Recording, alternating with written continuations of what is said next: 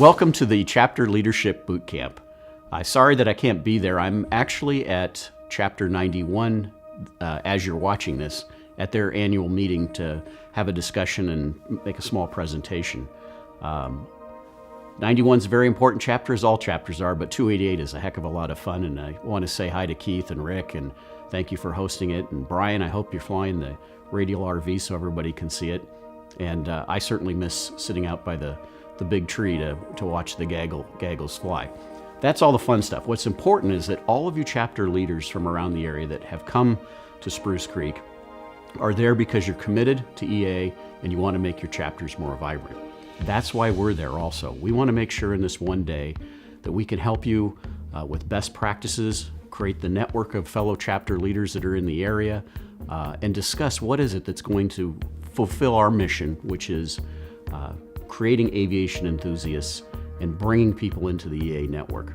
One of the most important ways of doing that, as you all know, is to be a vibrant, welcoming organization with good programming that will cause people to want to come and be a part of our community.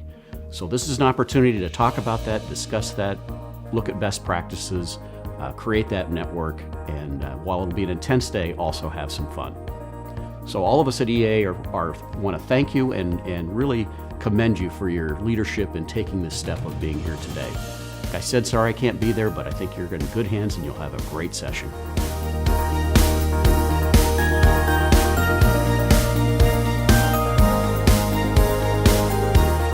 Welcome everybody to this month's issue of Chapter Video Magazine. I'm Charlie Becker, your Director of Chapters here at Oshkosh.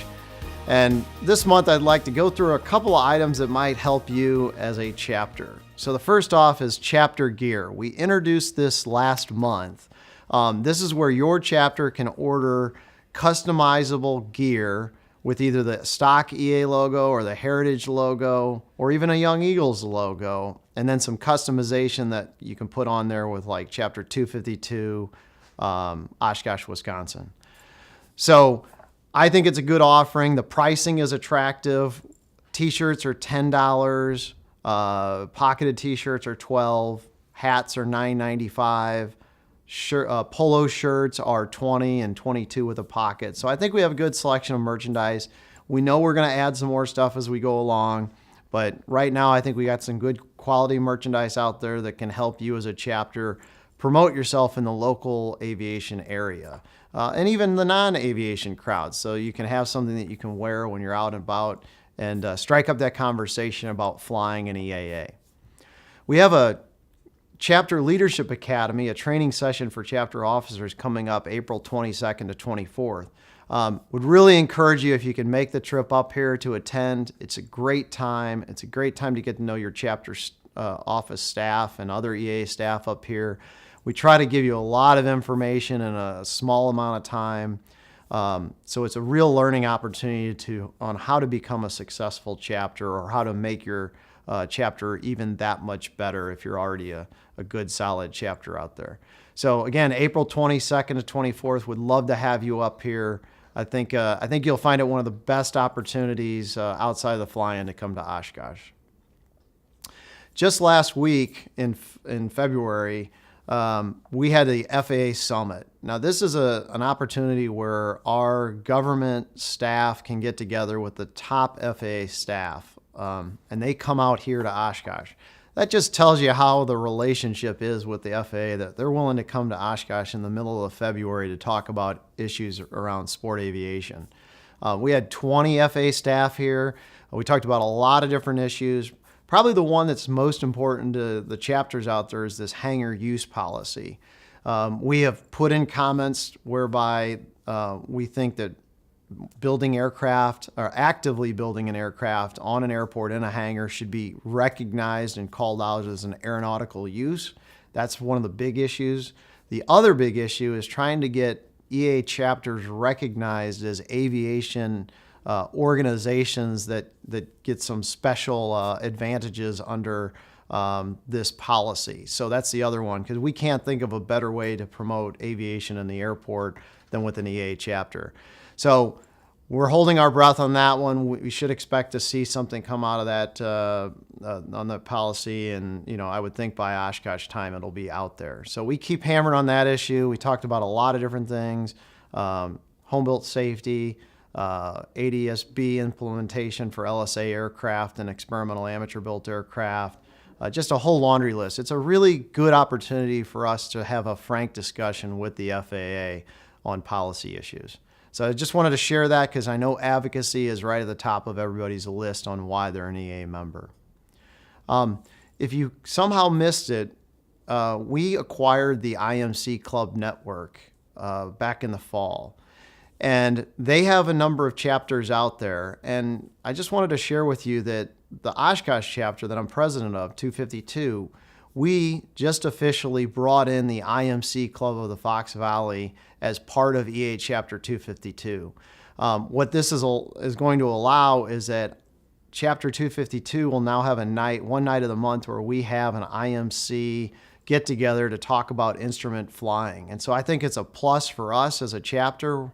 In our case, we're also going to pick up about 30 new members, so that's great. And we're going to take some people out there that are active pilots, but they're really not tied into the social aspects of a chapter. So we're going to get them involved in Young Eagles and our pancake breakfast and things like that. So I think it's going to be a win-win for both groups. So if you know that you have an IMC club in the area, give us a call and let us know that you're interested in bringing them in under the umbrella of your chapter. The second thing around IMC is that the programming around instrument flying and that IMC Clubs puts out each month is available to EA chapters. So even if you'd never heard of IMC Clubs, if your chapter has enough, a few instrument pilots that might want to have a separate night of programming for IFR flying scenarios, give us a call here at EAA and we will hook you up with that information and you can start using that. Now, we do recommend that you keep the IMC stuff separate from the regular chapter programming because it is a very specialty offering. So better for the EA chapter to be more broad-based than just focusing on IMC scenarios. One other opportunity that I wanted to make sure all the chapters were aware of is these chapter weekend work parties that we host throughout the summer. To get ready for the chapter for the Oshkosh Fly-In AirVenture, we need all the help we can get, frankly. So we invite chapters to come up for the weekend. If you get here, we'll put you up, we'll feed you, and we'll provide you some entertainment in the evenings. It'll be an all-around good time, and you'll be doing your part to help make AirVenture Oshkosh a success. So if your chapter can get to Oshkosh, we would love to host you. And you guys can put some labor in on behalf of the fly-in and help everybody. And I think in general, you'll have a good time. Last, I'd like to just make everyone aware that we hired another person into the chapter office to help support chapters out in the field. Her name is Serena Camps. She is a passionate EA member, a lifetime member. She has her private pilot license with tailwheel endorsement, regularly flies a RV6A and also a Cubby, which is a home-built J3 Cub. She's a member of my local chapter, and I'm thrilled to have her as part of the team in the chapter office. So you'll be seeing her name more, and you might get her on the phone when you call needing assistance on chapter issues. So just want to give a warm welcome to Serena and make sure you're all aware that we've added some more capability to our staff here in Oshkosh to help support you, the chapters, out in the field. So with that, enjoy the rest of this month's Chapter Video Magazine.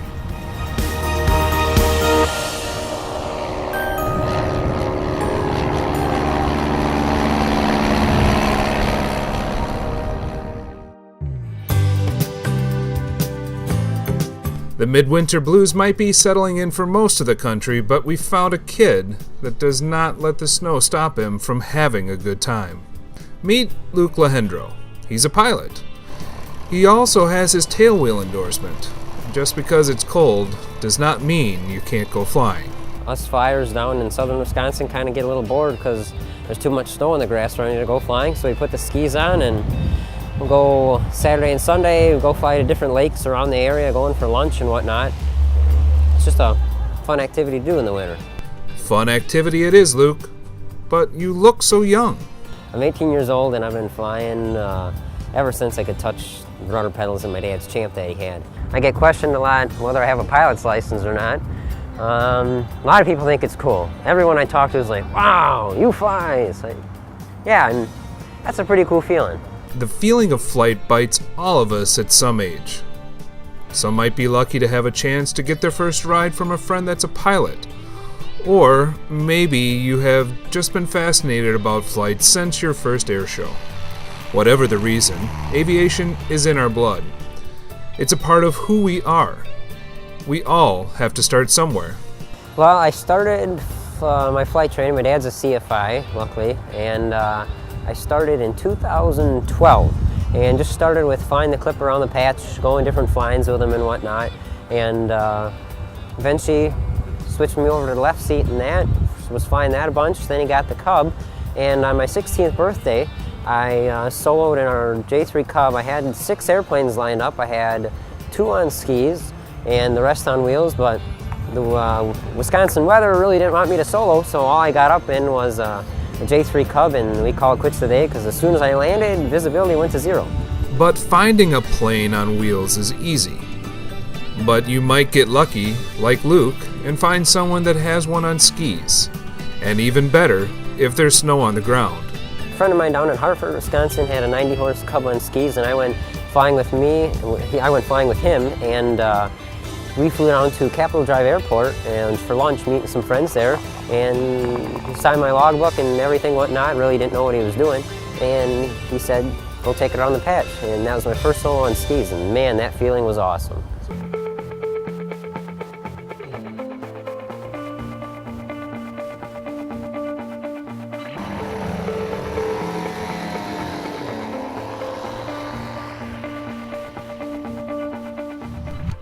So is flying with skis any different than flying with wheels?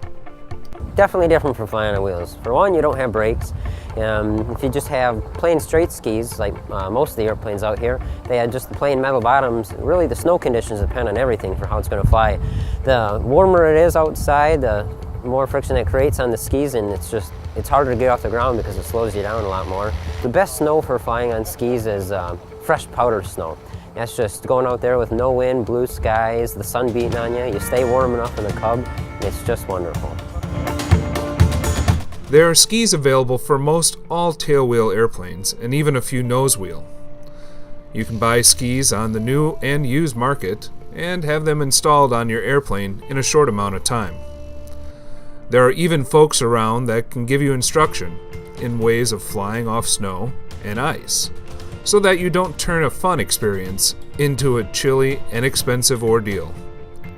For as with any endeavor involving airplanes, there are some things to learn before shushing off the frozen tundra.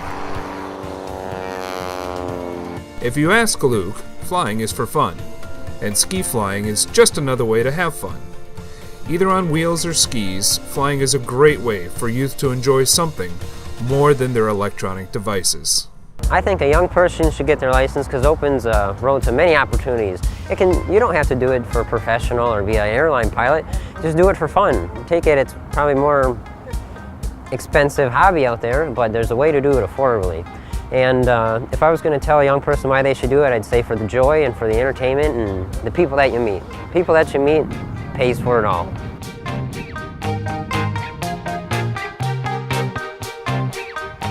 What excites me about flying is being able to go up there, no one's around me, no one's there to bother me, and just being able to sit back, look over the countryside, 1,000 feet above the ground with the doors open in the Cub, just being able to look out, see everything, see the deer run, see the turkey run. It's just a great feeling.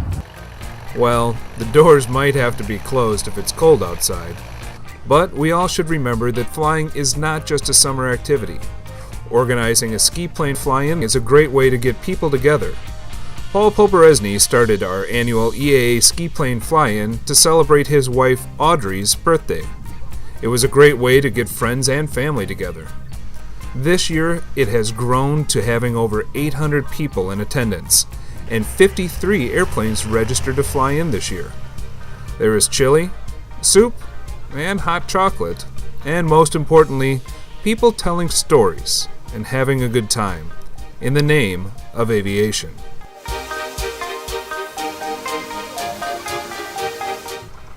Reporting for EAA in Oshkosh, I'm Chris Hibben.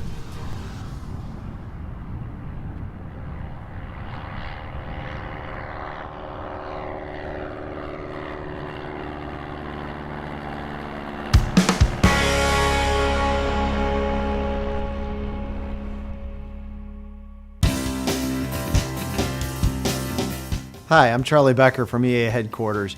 I've had the honor and privilege of working at EAA for 15 years now, and during that time, I became friends with the founder of the organization, Paul Poberezny, and had the opportunity to work with Paul side by side building his last project, the Baby Ace replica that was flown here at the convention a couple of years ago. Paul's passed on, but one of the legacies he's left us is his workshop over on the EA grounds called the Aeroplane Factory. We refer to it as Paul's Aeroplane Factory now. We've taken that space and used it to support two programs that are important to the home builder. The first is the Sport Air Workshops. That's where we stage all of our materials and pull together all the crates to ship out to the various workshops around the country. And just recently, we've taken a piece of that space and dedicated it to filming our Hints for Home Builders videos. We've created a mini studio over there, one that we can get parts out and make a mess on the floor if we need to, cut steel tubing, that kind of thing. And this is a big deal for EAA because it'll make it much easier for us to produce the videos in a workshop environment. And I can't think of a better way to honor Paul's legacy of home building and using your hand and mind together to build aircraft and to improve yourself as an individual than by using his workshop to support two of the key programs of EAA. So just wanted to let you know that we are continuing on in the home building legacy that Paul established for the organization. Thank you.